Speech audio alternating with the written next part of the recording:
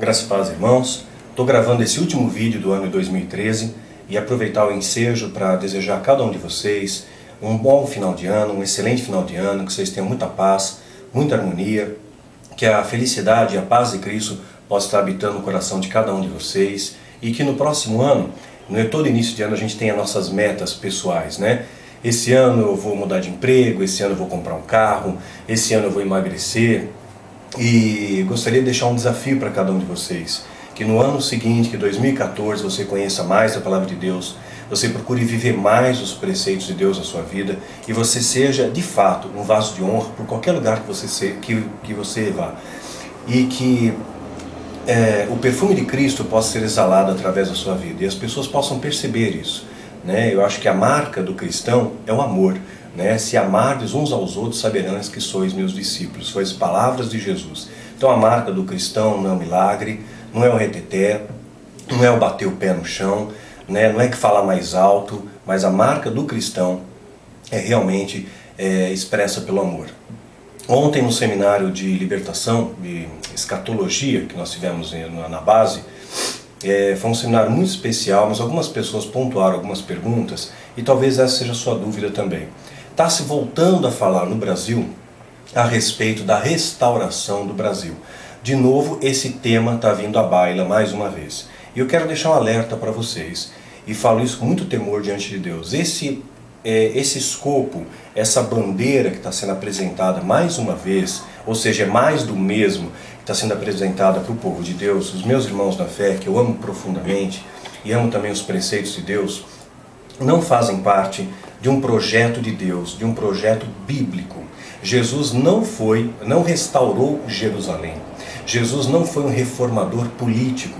Tanto ele veio para restaurar vidas, não para restaurar nações, Então o maior patrimônio da igreja são as vidas. Jesus ele não fez ato profético para a restauração de Jerusalém, ele não bateu pé, não se candidatou a cargos políticos, e a opressão romana continuou sobrepujando os judeus até o ano 476 depois de Cristo. Então Jesus não foi um reformador político, ele foi um libertador de vidas.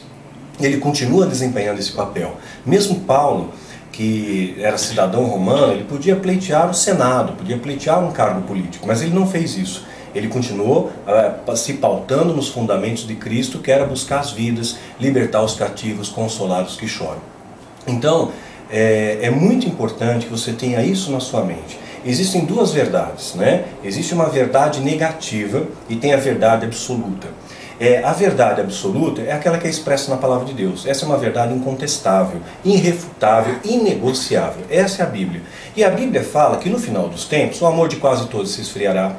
Fala que pais odiarão filhos, filhos odiarão pais. Fala que um irmão vai matar irmão. Fala que vai aumentar cataclismos. Enfim, deixou muito claro que nesse final dos tempos as coisas só vão piorar.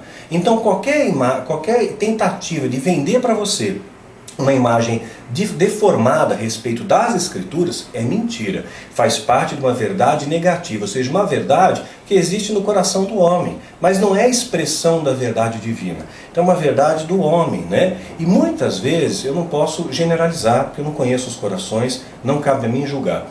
Mas eu conheço muitas pessoas que fazem isso de uma maneira orquestrada, fazem de uma maneira planejada, ou seja, planejam um discurso para enganar a sua vida. E se todos esses projetos de restauração do Brasil, gente, já se fala disso, eu acho que há mais de 10 anos. E a gente não vê nenhum coeficiente no Brasil que tenha dado algum indício de melhora. A gente tem protesto na rua, violência no futebol, violência nas ruas, criminalidade aumentando, em tributação alta sobre nós, serviços públicos de péssima qualidade, a gente sabe disso, nosso sistema de saúde falido, corrupção correndo a solto no governo, polícia ganha um salário miserável, Meu irmão é policial, eu posso testificar disso, eu tenho amigos policiais, homens que dedicam a sua vida para proteger o patrimônio público, para proteger o cidadão, muitas vezes não são valorizados pelo próprio governo, A gente começa a ver os professores, que tanto se dedicam a ensinar para os alunos, a partilhar conhecimento, trabalhando em condições assim paupérrimas, em condições subhumanas, Tem escola que não tem nem giz, outras não tem nem lousa, escrevem na parede. não tem carteira, falta merenda, desviam dinheiro da merenda. Então, não teve melhora, gente. Já fizeram ato profético para acabar com o carnaval, fizeram um monte de coisa aí, não mudou nada. Então, seja realista, né? Seja um bom observador, né? Não se paute por essa verdade negativa, que ela nasce de coração humano. Nasceu do coração, não nasceu do coração de Deus. Então vamos falar disso novamente, por quê? Porque é ano de eleição e tem muita gente interessada nesses cargos públicos que dão muito dinheiro, né? Agora é importante pontuar, o crente pode estar na política? Pode, não tem problema, como o crente pode trabalhar numa indústria farmacêutica, como eles podem dirigindo um caminhão, dirigindo um ônibus, sendo balconista de farmácia. Ele não vai mudar a farmácia, ele não vai mudar a frota de ônibus, ele não vai mudar a indústria farmacêutica, e ele também não vai mudar o cenário político, mas ele muda o mundo à sua volta. Você vai ser luz aonde você estiver. Então você trabalha numa empresa, você vai influenciar o meio que você trabalha, né? As pessoas que estão próximas de você no departamento, né? Pode influenciar a sua vizinhança, onde você mora, né? Os seus colegas de escola, onde você estuda, influenciar os seus colegas de trabalho, onde você exerce ali a sua profissão. Mas seria utópico, né? Você achar que você vai causar uma influência de impacto em toda a empresa ou em toda a nação. Isso é utopia, isso é mentira, vão te enganar com isso. Porque nem Jesus fez isso. Jesus transformou vidas, né? Então fique bastante atento a isso, não caia nessa cilada da verdade negativa. Se a sua liderança, por exemplo, lhe pede para que você faça algo que é incompatível com as Escrituras, é verdade negativa também. Então eu sei que às vezes tem igreja que tem uma visão X, Y, Z. Aí você olha na Bíblia, puxa vida, mas a Bíblia não fala nada contra isso. A minha igreja fala que eu não posso beber, mas a Bíblia diz isso? A Bíblia diz que você não pode se embriagar. Não diz nada contra. Jesus ele multiplicou a água em vinho, né? Tomava vinho. E o vinho não tinha teor alcoólico, alguns falam. Tinha sim. Quando os discípulos de Jesus, os apóstolos, receberam o batismo no Espírito Santo no Pentecostes, eles falaram em línguas diferentes ali. E o povo interpretou que eles estavam alcoolizados. Então tinha teor alcoólico. Tinha teor alcoólico desde a época de Noé. Noé tomou porre, então tinha teor alcoólico sim.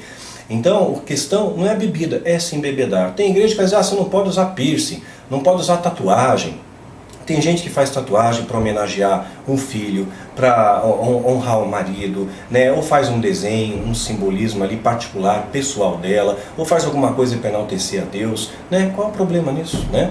Eu não vejo problema nessa questão, ou usa piercing, que Deus está vendo no seu coração. Tem muita gente ali, terno e gravata, como tinha os fariseus que usavam túnicas bonitas, suntuosas, mas aquilo ali não remetia ao que estava dentro do coração.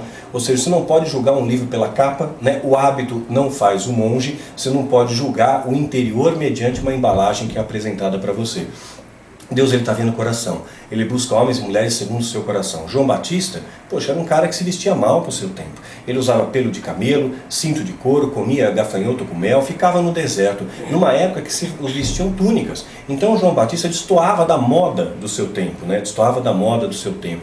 Então aquilo não fazia dele menor do que ninguém, ao contrário, Jesus enaltece a João Batista, inclusive dizendo que não há profeta maior nascido de mulher. Então é importante a gente ponderar essas coisas. Depende se a tua igreja, onde você está debaixo de uma cobertura, de dar uma orientação que é incompatível, que é conflitante com as Escrituras, que é a verdade majoritária, pense a respeito. Ore a respeito e veja se realmente quem é que você tem que agradar. Você tem que agradar a Deus ou agradar homens? Gente, eu tenho aprendido isso na minha vida.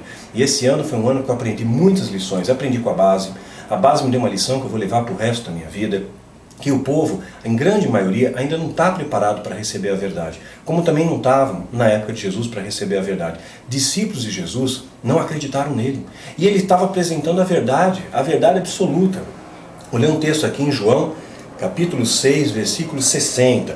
Muito, pois, os seus discípulos, ouvindo isto, disseram, duro é esse discurso, quem o pode ouvir?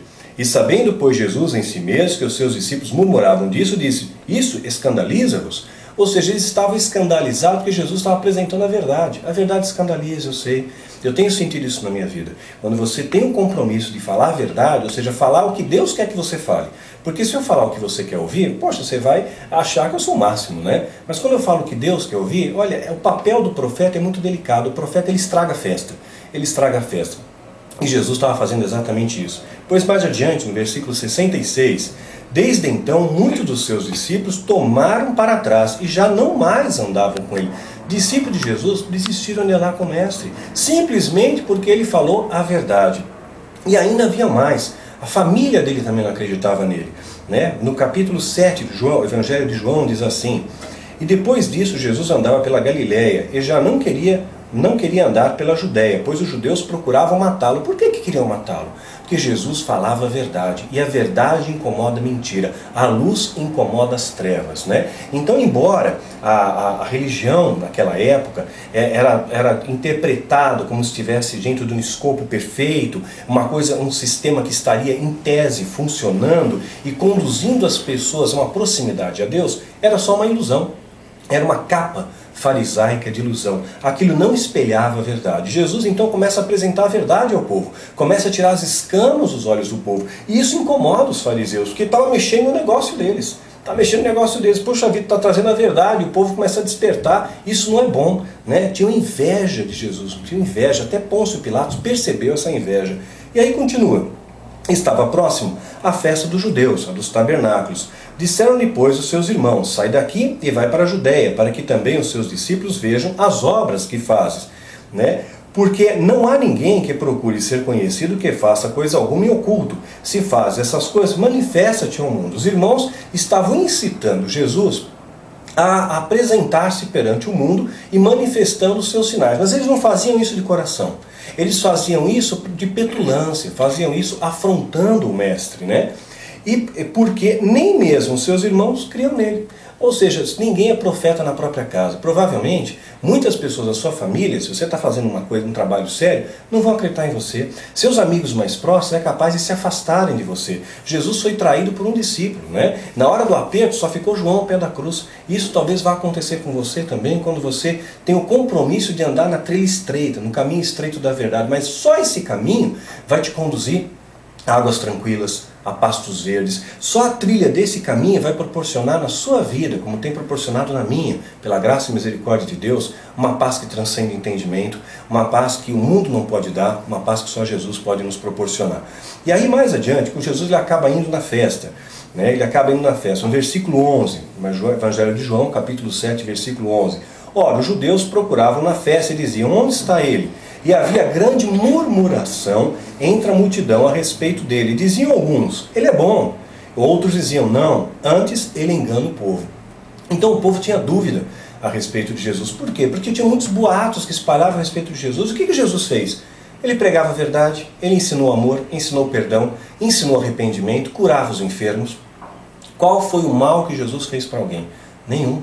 Né? Mas para o fato dele falar a verdade, aquilo incomodava o coração, especialmente das lideranças. E os líderes começaram a espalhar boatos a respeito de Jesus, boatos que não tinham fundamento na verdade. Jesus tinha parte com Beelzebub, diziam isso como se fosse Jesus satanista. E o povo, muitos do povo que tinham a mente mais fraca, que tinham mais facilidade de ser enganados, de usar do poder de persuasão, ou seja, apresentaram para aquele povo uma verdade negativa.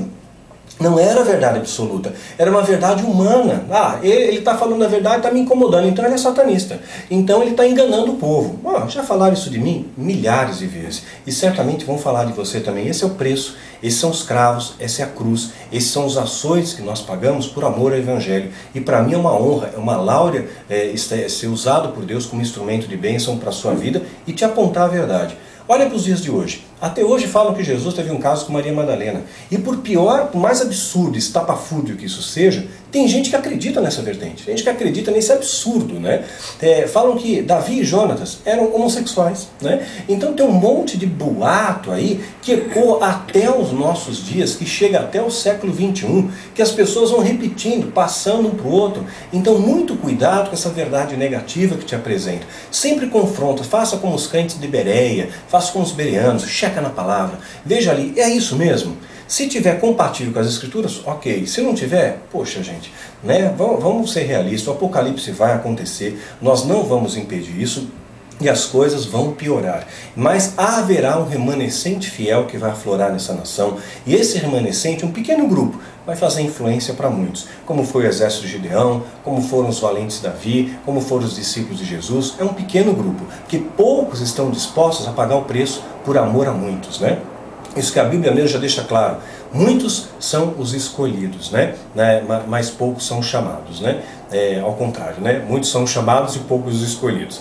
Então, na verdade, muitos são chamados para esse plano da salvação, né? Mas poucos eles vão ter uma escolha especial de Deus para fazer parte desse elo, fazer parte dessa história. Deus quer escolher pessoas como você, né? Que está prestando atenção nessa mensagem, para fazer parte dessa história. E saiba, querido, vai ter um preço a ser pago. Vão te caluniar, vão apontar o dedo, vão te jogar pedra, vão te crucificar, você vai ser desprezado, mas você faça isso por amor ao Evangelho, eu tenho certeza, você vai usufruir de uma paz que transcende o nosso entendimento, de uma alegria que só Jesus pode te dar, e Ele é o Deus Todo-Poderoso, é o Senhor dos Senhores, e eu pago esse preço com muita gratidão a Deus, e é por amor à sua vida e por amor ao reino de Deus. Então lembre de orar pelo Daniel, pela Isabela, pelo nosso filho, pelos nossos animais. A nossa família diminuiu um pouquinho esse ano, o Mambo partiu, e realmente eu não consigo imaginar o céu sem os animais, uma vez que o Jardim do Éden tinha animais ali, e era um momento de perfeição. Então eu vejo o Jardim do Éden como um espelho do céu, um espelho da criação de Deus, e eu acredito que no céu nós vamos reencontrar esses bichinhos também. É inimaginável para mim estar na casa do Pai, na Jerusalém Celestial, e não ter os bichinhos lá. Então, é claro que isso abala a gente, mas eu tenho agradecido a vocês aí pelas palavras de carinho, de amor, de solidariedade. Agradeço profundamente, queridos, as ofertas de amor que algumas pessoas estão tocadas a semear em nossas vidas. Vocês não fazem ideia de como isso é bálsamo para a minha vida, como isso é bálsamo para o nosso ministério, como isso nos fortalece, porque nos mostra que a gente está no caminho certo, que ainda há um remanescente fiel que nos ajuda a carregar a cruz, há um remanescente fiel que dobra o joelho, e cada joelho que se dobra é uma espada que se levanta. São mais parceiros de trincheira que vêm somar ao nosso lado, e têm dividido os fardos com a gente, somado força ao nosso lado, e isso é um privilégio imensurável, é uma honra muito grande para a minha vida. Então quero de todo o meu coração agradecer por tudo que vocês fizeram pela gente nesse ano, pelas orações, pelos e-mails, pelos presentinhos, pelos cartões, pelas ofertas de amor, pelas palavras de incentivo, de encorajamento. Enfim, eu não tenho palavras para expressar a minha gratidão a cada um de vocês. Eu só peço que o Senhor Jesus, que o nosso Deus, o Todo-Poderoso, o El Shaddai, recompense cada um de vocês, segundo as suas promessas, e que no próximo ano a gente possa estreitar mais laços ainda. A gente vai continuar ministrando cursos na base para fortalecer a sua fé, para treinar os soldados de Cristo. A gente vai estar em janeiro, 18 de janeiro, aproveito o ensejo fazer o convite. Nós vamos realizar ali um seminário, vamos filmar um seminário de escatologia, mas claro, é um resumo, é uma súmula dele, vai ser sumariado para a gente postar no YouTube. Ou seja, não vou gravar DVD disso, não vou comercializar essa mensagem. Eu quero que essa mensagem alcance, atravesse continentes, atravesse oceanos e alcance mais vidas. Quero esclarecer aos meus irmãos as dúvidas escatológicas que eles têm. Então venha fazer parte, a gente vai filmar, você vai sair na fita, vai deixar a sua imagem para a posteridade, para o seu filho, para o seu neto. Então vamos lançar sementes positivas na internet, e é muito importante isso. Depois nós também vamos ter no mesmo dia, a gente vai filmar na parte da tarde, um resumo do curso intensivo de batalha espiritual, que tem um escopo diferente dos outros seminários que a gente já tem ministrado. A gente vai seguir os passos de Jesus, que foi a maior de todas as batalhas espirituais narrados na Bíblia, Então, uns 3 anos e pouco de ministério de Cristo, a gente vai seguir esse espaço e aprender com o mestre como combater um bom combate, como ser mais do que vencedor. E depois o Wilson também vai fazer um resuminho do seminário de louvor e adoração, que vai ser entregue na íntegra para cada um de vocês no dia 8 de março, na nossa base. Então a gente vai estar filmando um resuminho também para apresentar uma amostra daquilo que a gente pretende oferecer a Deus. E como eu estou falando de louvor, vou deixar uma última dica para vocês. Muitas pessoas perguntam para mim: poxa vida, Daniel, qual o conjunto louvor que você admira, que você gosta? Tem muitos louvores, eu quero destacar alguns brasileiros aqui. Judson de Oliveira, um homem íntegro, simples, viu? Essa simplicidade precede honra, simplicidade precede honra. Às vezes eu tenho visto aí as pessoas fazendo show, fazendo espetáculo, e saindo desse foco da adoração, Então é importante resgatar a verdadeira adoração, e adoração a Deus, não a homens. Eu lembro que quando eu me converti, o Filho do Fogo estava em ebulição dentro do mercado nacional, me ofereceram para fazer um bonequinho do Daniel Mastral. Era o Mastraleco, E você apertava o bonequinho ainda, ele falava: tá amarrado. Se eu aceitasse uma coisa dessa, gente, que coisa absurda, que coisa estapafúrdia, você criar uma imagem de idolatria, sabe? Enfim, é imensurável para mim. Eu não tenho nem palavras para verbalizar o que eu sinto diante disso, como desagrada o meu coração. Imagino como fica o coração de Deus. Então, a gente está deformando valores. Então, Judson Oliveira, eu gosto muito desse homem de Deus, pela simplicidade, pela humildade dele. Sérgio Pimenta, sabe, ele já faleceu, mas ele deixou um acervo maravilhoso de músicas e canções de adoração pura, genuína. O Jorge Camargo, que anos atrás, no início da minha conversão, eu tive o privilégio de conhecer, um rapaz que mantém a sua simplicidade. O Nelson Bomilcar, que foi meu pastor quando eu fui membro do Projeto Raízes, e foi um grande privilégio para mim fazer parte daquele ministério, onde eu aprendi muitas coisas, onde eu conheci a minha esposa. E lembro com muita saudades, né, daquele tempo, e também um compositor para Deus, assim, uma simplicidade de homem, um interesse pelas ovelhas. Então tudo isso é muito importante a gente observar nos homens de Deus. Não é apenas saber tocar, né, mas é você manifestar a adoração. Beto Tavares, que foi líder da Jucum, eu tive o privilégio de conhecê-lo também, a gente teve uma amizade estreita por um tempo. Então são louvores e adorações assim maravilhosas, né? Admiro o Marco Witt, o Dom Moe e outros mais, mas brasileiros eu queria dar um destaque para isso. O Guilherme Kerr, né? O Conjunto do Milagre, do Nelson, que foi aquele que estava entoando louvores no dia que aquele louvor, aquele poder do louvor me derrubou por terra. Eu lembro até hoje a canção, era uma letra que dizia: meu, somente meu, todo o trabalho, e o teu trabalho é só descansar em mim. Essa canção que um dia me levou por terra, hoje essa mesma canção me mantém em pé. E que essa canção e essas palavras, querido, venha manter você também em pé, caminhando pela terra como cidadão dos céus, combatendo o bom combate cada dia e provando, né, o que é ser de fato mais do que vencedor, viu, queridos? Um excelente final de ano, um feliz 2014 para você, para sua família, cheio de desafios e cheio de conquistas, né, para Deus, para a honra do nome dele. Que Deus abençoe vocês de uma maneira muito especial, viu? Que Deus te abençoe e te guarde.